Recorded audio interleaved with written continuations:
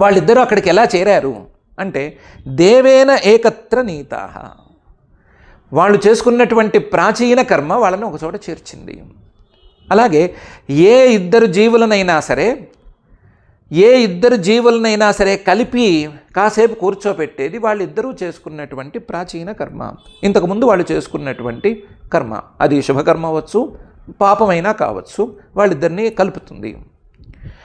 ఉన్నీతానాం స్వకర్మభిః. అదే కర్మ వాళ్ళని విడదీసేస్తుంది కూడా. విడదీసి ఎక్కడ వాళ్ళని ఇంకో చోటకి పారేస్తుంది, ఒక చోట ఉన్న వాళ్ళని ఇంకో చోటకి పారేస్తుంది. ఒకసారి కలిసినంత మాత్రాన్ని వాళ్ళని కలిపి కుట్టే ఉంచుతుంది అనేటువంటి నియమం ఏమీ ప్రాచీన కర్మకు లేదు.